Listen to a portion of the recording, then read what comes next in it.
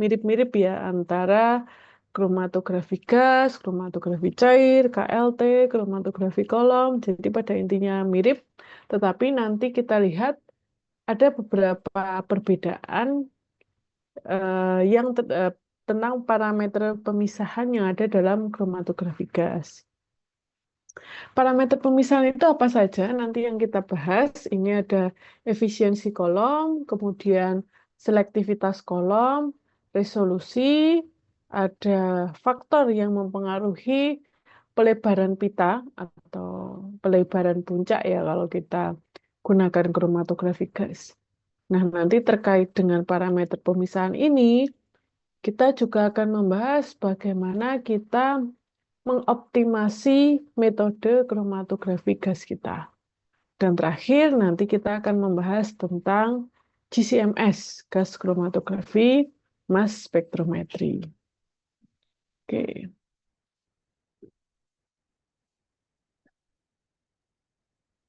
Nah, mengapa kita perlu menghitung parameter pemisahan gitu ya? Kita waktu kalian praktikum, kalian juga menghitung parameter pemisahan kan ya?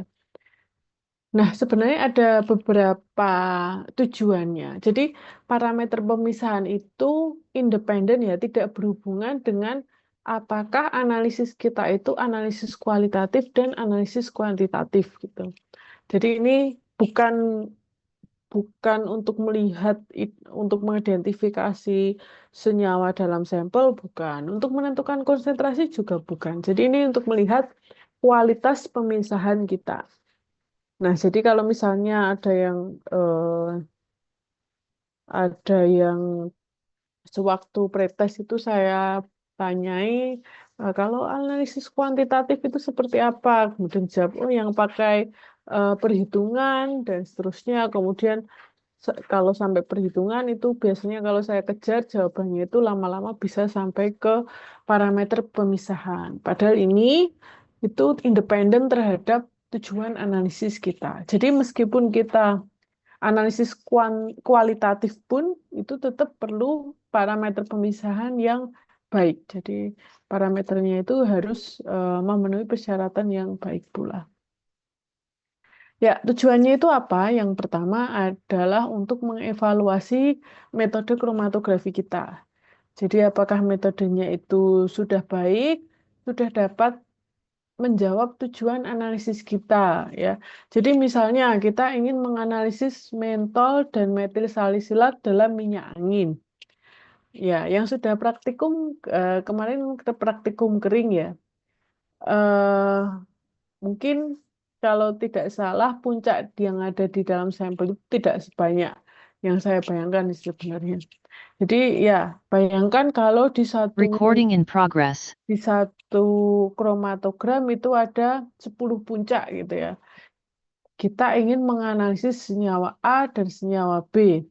Nah, apakah 10 puncak itu harus terpisah dengan baik? Ya, tidak perlu karena kita nanti kalau kita ingin menganalisis senyawa A dan senyawa B ya berarti minimal sekali senyawa A dan senyawa B itu terpisah dengan baik. Yang lainnya kita tidak terlalu peduli. Oke, kemudian juga bisa digunakan untuk membandingkan metode kromatografi ketika kita mengoptimasi metode ya. Jadi misalnya kita sudah punya metode standar, kemudian kita ingin mengembangkan metode baru. Nah, metode baru ini apakah setidaknya setara dengan metode yang lama atau tidak gitu ya. Kalau kita mempunyai metode baru, jangan sampai metode baru itu lebih buruk daripada metode lama. Minimal itu kualitasnya sama. Gitu.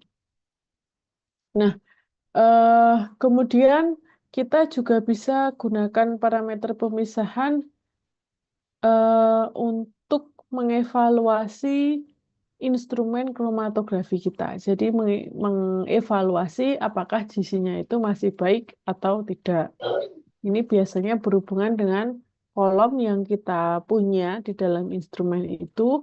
Biasanya kalau sudah bertahun-tahun itu kemudian kita gunakan kolomnya itu bisa aus ya sudah terlalu banyak senyawa yang menempel di dalam kolom sehingga tidak dapat kalau ada senyawa baru dalam sampel tidak bisa berinteraksi dengan fase diam, jadinya ya interaksinya kurang, pemisahannya menjadi tidak baik.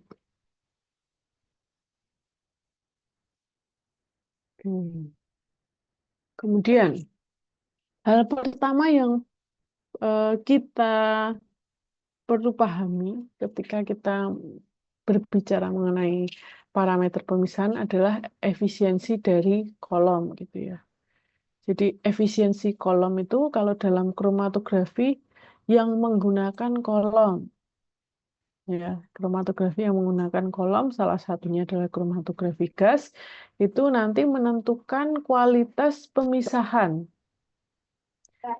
Nah, ini berhubungan dengan berapa puncak yang nanti bisa kita dapatkan. Kalau misalnya dalam satu pemisahan gitu ya, misalnya dalam 1 menit kita dapatkan 1 puncak. Kemudian dibandingkan dengan metode Udah selesai sih, selanjutnya, Bang. dalam Baru 1 menit ada yang itu mau kita tanya. dapatkan misalnya Tapi ada yang mau ada tanya 5 puncak. juga. Nah, itu bisa kita eh, bisa kita bandingkan. Semakin banyak Apa? puncak yang bisa kita peroleh, itu berarti nanti semakin baik pemisahan kita. Nah, kalau puncaknya itu banyak ya, berarti berarti puncaknya itu terpisah dengan baik. Berarti resolusi yang kita Kasih ya. dapatkan itu resolusinya itu baik gitu ya. Oke, nah untuk mengetahui efisiensi kolom ini bisa diekspresikan dengan plate count teori gitu atau teori jumlah lempeng teoritik gitu. Jadi jumlah lempeng teoritik itu idenya, prinsipnya itu adalah bahwa dalam satu kolom itu terdiri dari beberapa lempeng. Di setiap lempeng itu terjadi pemisahan. Ya, jadi kenapa terjadi pemisahan? Karena ada interaksi antara senyawa dengan fase diam di situ, di setiap lempengnya. Jadi setelah terjadi pemisahan di satu lempeng, dia akan bergerak ke lempeng selanjutnya dan seterusnya. Semakin banyak jumlah lempeng, semakin baik pemisahannya.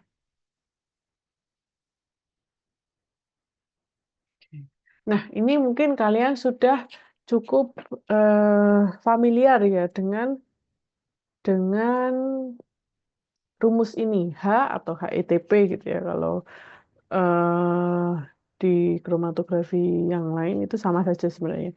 Jadi tinggi lempeng plate height sama dengan L per N. Tinggi lempeng sama dengan panjang kolom dibagi dengan jumlah lempeng teoritiknya. Semakin banyak jumlah lempeng, berarti efisiensinya semakin baik. Kita tujuannya adalah bagaimana caranya supaya N ini semakin besar gitu ya. Kalau kita punya kolom dengan panjang yang sama, kemudian N-nya itu lebih tinggi, berarti hanya tinggi atau rendah? Gimana? Hanya tinggi atau rendah? Coba Mbak Jessica. Jessica Angelina ada? Halo? Ada Bu, boleh tolong diulangi pertanyaannya nggak ya Bu? Ya, kalau kita itu pengennya N-nya itu besar atau kecil? Semakin besar semakin baik Bu, karena kolomnya semakin efisien. Oke, kalau N-nya itu makin besar, berarti hanya makin besar atau makin rendah? Semakin Bu, karena berhubungan terbalik. Ya, betul ya. Jadi N dengan H itu berbanding terbalik. Jadi tujuan analisis kita adalah gimana caranya hanya itu sekecil mungkin. Nanti bisa kita lihat gimana caranya. Oke. Nah, bagaimana kita menghitung N tadi ya? Jadi ini ada rumusnya. Jadi tinggi dari lempeng itu merupakan fungsi variasi dari pita kromatografi atau fungsi variasi dari puncak kromatografi gitu ya, disimbolkan dengan sigma kuadrat, serta ini berhubungan juga dengan X atau seberapa jauh senyawa itu sudah melalui kolom. Nah, maksudnya seperti apa? Kalau seberapa jauh senyawa itu sudah berjalan di dalam kolom, itu nanti hubungannya dengan TR atau waktu retensi. Sedangkan kalau sigma ini maksud dari variasi dari puncak kromatogram di dalam kromatogram itu apa ya? Jadi suatu pita atau suatu puncak yang baik itu kan sebenarnya semakin semakin ramping ya. Jadi kalau sangat ramping, bayangkan itu puncaknya itu berupa satu garis lurus. Kalau kalian pernah lihat spektra dari MS, nah itu kan ada satu garis lurus. Nah, kita pinginnya itu seperti itu. Tapi kan itu sesuatu yang tidak mungkin terjadi karena ada beberapa faktor, nanti kita bahas faktornya apa saja. Jadi kita sebut ada deviasi dari puncak kromatogram tadi. Nah, deviasi itu disebut sebagai sigma ini. Nah, karena deviasi dari puncak kromatogram tadi, ini berhubungan dengan lebar puncak. Kalau kita lihat lebar puncak dari setengah tinggi atau W setengah, itu sama dengan 2,355 sigma.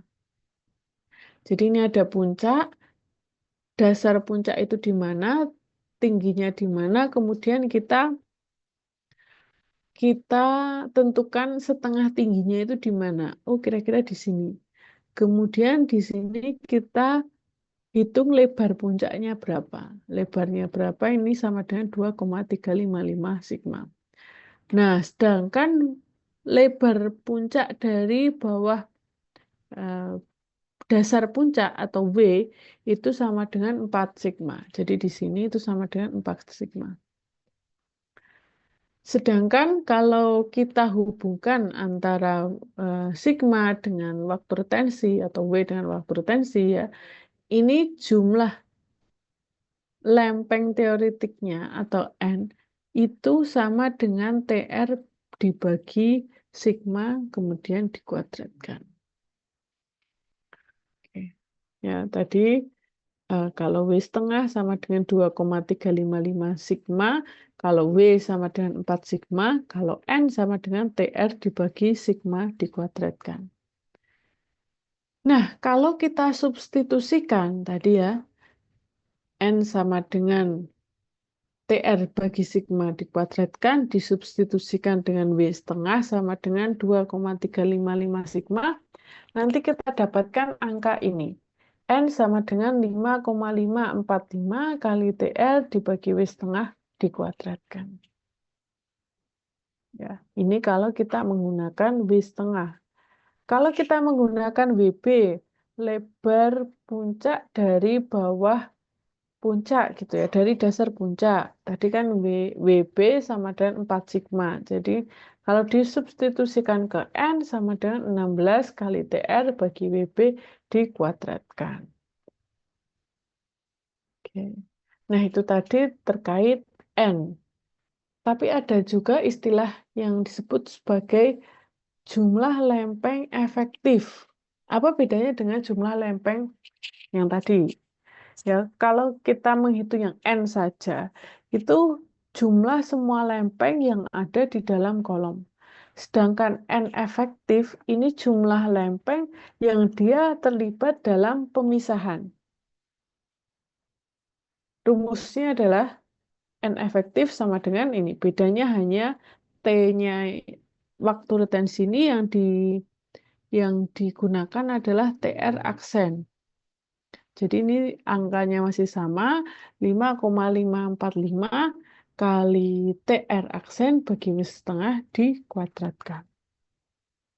Oke. Nah, TR aksen itu apa? TR aksen sama dengan TR dikurangi TM. TM itu apa? TR ini waktu retensi, sedangkan TM itu waktu untuk volume mati gitu ya.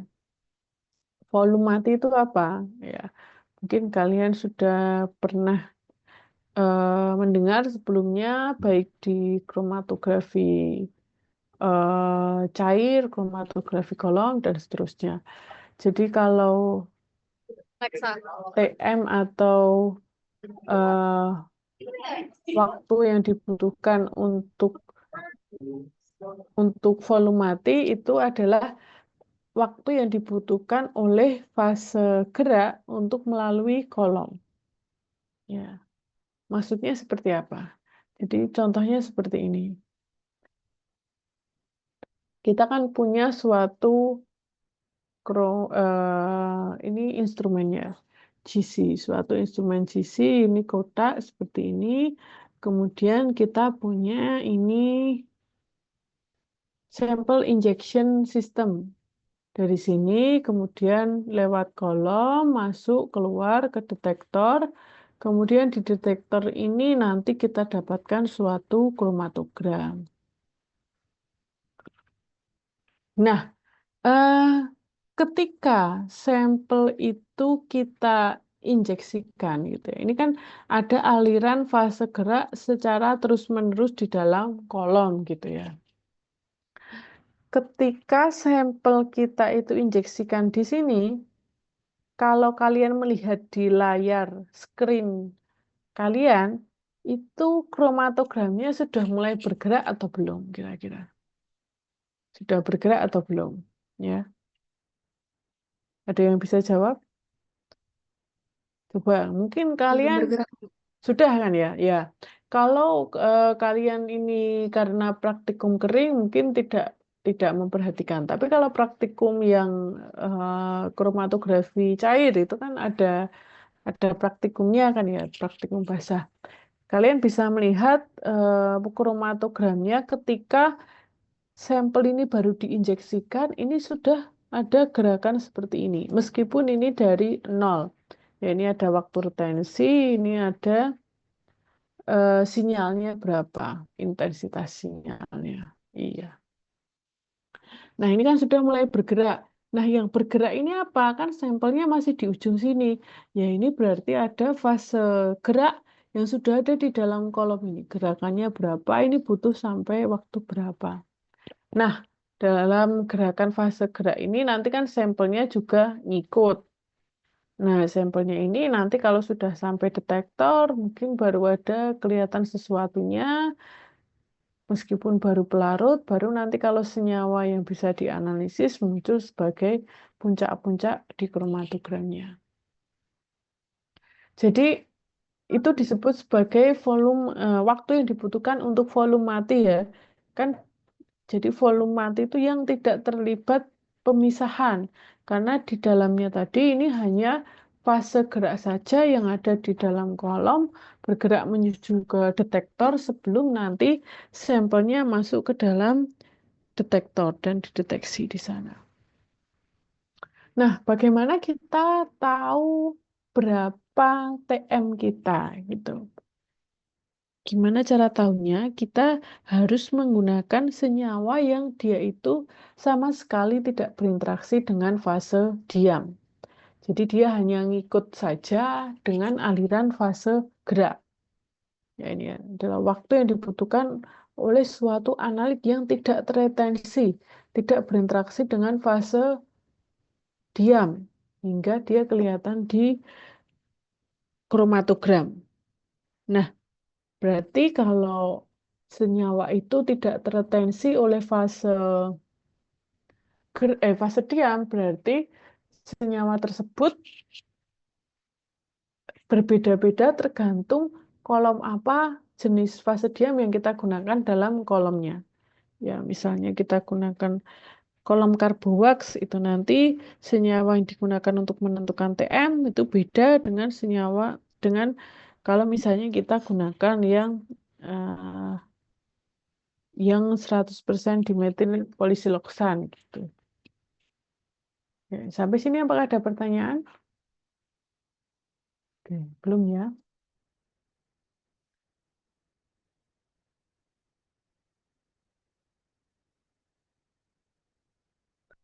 Nah, oke.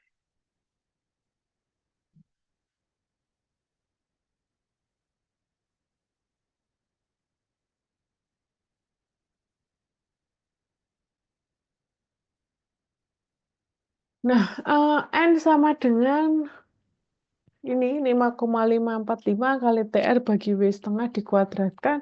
Ini hanya berlaku untuk puncak-puncak yang simetris. Tidak ada tailing, tidak ada fronting. Artinya apa? Puncak simetris itu kalau kita punya puncak, kemudian tengah-tengahnya dari tinggi puncak itu sampai ke bawah, tengahnya di mana, itu bagian depan dan bagian belakang itu lebarnya sama. Itu berarti kolomnya, puncaknya simetris. Kalau puncak kita itu tidak simetris, efisiensinya ini menggunakan persamaan Foli-Dorsi. Ini seperti ini ya. Rumusnya tidak perlu dihafalkan. Yang perlu diperhatikan adalah bahwa dia ada suatu faktor koreksi. Nah, jadi ini masih dibagi dengan B per A plus 1,25. B per A itu apa? Ya, B per A itu lebar di bagian belakang dengan lebar bagian depan. Ini perbandingannya seperti apa? Jadi kalau kita lihat A plus B itu sama dengan B 0,1. Atau lebar puncak ketika dihitung dari 10% dari tinggi puncak dari bawah. Kenapa harus 10%? Kenapa tidak perbandingan di dasar puncak saja gitu ya? Kalau kalian sudah banyak berkutat dengan kromatografi, atau saya nggak tahu ya hasil kalian itu, saya kurang memperhatikan seperti apa, tapi kalau kalian memperhatikan puncak-puncak kromatografi, di kromatogram itu ya, itu biasanya kalau tailing itu bisa depannya sih oke seperti ini. Belakangnya itu bisa ekornya itu panjang sekali, sampai beberapa menit. Jadi mungkin di belakangnya itu sudah hampir tegak begini, tapi landainya itu sangat jauh. Jadi kalau kita hitung benar-benar dari dasar puncak, itu nanti deviasinya terlalu besar dan kita sulit untuk menentukan akhir puncak itu ada di mana. Bisa saja dia ketika sudah naik, jadi biasanya itu begini, turun, tapi ini lurusnya ini panjang. Sebentar, naik, naik, kemudian turun. Nah, ini untuk turunnya itu agak panjang begitu ya. Nah, ini takutnya di belakang sini belum sampai bawah, dia sudah naik ada puncak lagi selanjutnya. Jadi biasanya kita hitung dari 0,1 W, 0,1, 10% dari tinggi puncak dari dihitung dari bawah gitu.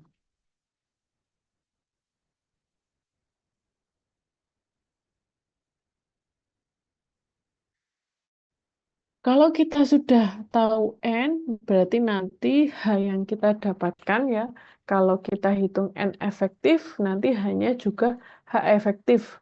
H efektif sama dengan L dibagi N efektif. Biasanya ini kita hitung dari senyawa yang terelusi terakhir. Kalau di praktikum mungkin kalian hitung semuanya ya, untuk semua senyawa yang kalian tentukan. Misalnya di kromatografi gas, kalian menghitung mentol dan metil salisilat, kalian hitung dua-duanya. Itu sebenarnya tidak perlu ya, tetapi kita bisa menghitung dari yang paling penting itu senyawa yang keluar paling belakang.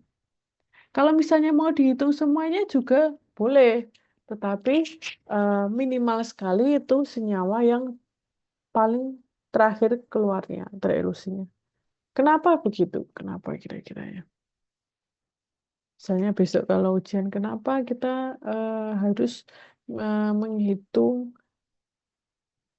N dari senyawa yang keluar paling akhir gitu ya. Ya, itu berhubungan dengan elusi dari semua senyawa. Jadi, faktor penentu berapa lama kita perlu melakukan pemisahan itu kan waktu retensi dari senyawa yang keluar terakhir. Kalau senyawa yang keluar pertama itu menit pertama, sedangkan yang satunya menit ketiga, itu kan tidak terlalu pengaruh ya. Tetapi kalau senyawa yang keluar terakhir itu keluarnya di menit ke-20 atau yang satunya 23, 20, 30, itu sangat berpengaruh terhadap kapan kita selesai melakukan eh, pemisahan pada sampel tersebut.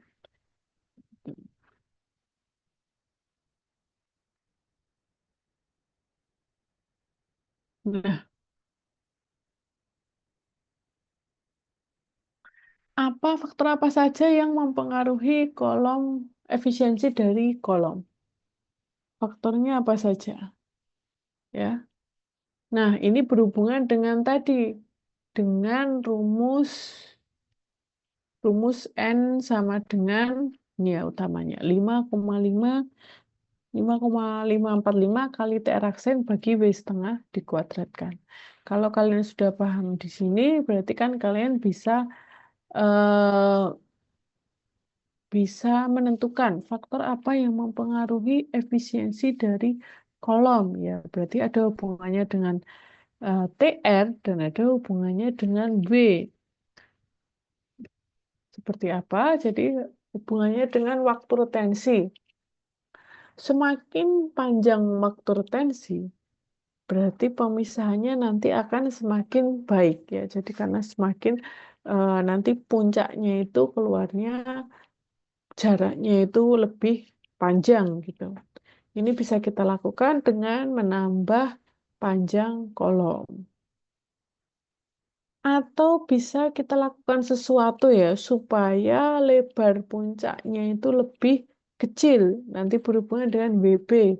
Karena W itu berbanding terbalik dengan N.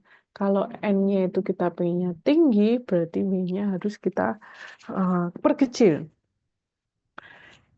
Gimana kita meningkatkan resolusinya supaya W-nya itu lebih kecil? Ya, kita bisa tadi ya memperpanjang kolom atau memperkecil ukuran partikel, mengubah temperatur atau volume dan seterusnya.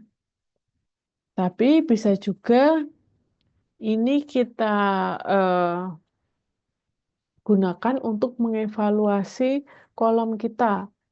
Misalnya kalian punya kolom ya. Semakin lama dipakai, nanti semakin aus, nanti efisiensinya makin rendah. Atau misalnya kalian punya laporan praktikum, kalian menghitung N gitu ya. Nah, mungkin kalian membandingkan melihat dengan punya kakak angkatan. Kenapa yang punya kakak angkatan itu hasilnya tidak jauh lebih bagus dari punya kalian, N-nya jauh lebih besar. Nah, itu ya kalau sudah bertahun-tahun yang lalu ya, berarti kolomnya sudah aus, sudah sering digunakan, jadi eh, nilai dari N itu turun dan sudah waktunya untuk ganti kolom. Oke. Sampai sini apakah ada pertanyaan? Itu tadi terkait dengan efisiensi kolom, terkait dengan jumlah lempeng teoritik. Sebelum kita ke rate teori, mungkin kita bisa presensi dulu ya. Oke, sebentar saya bukakan presensinya.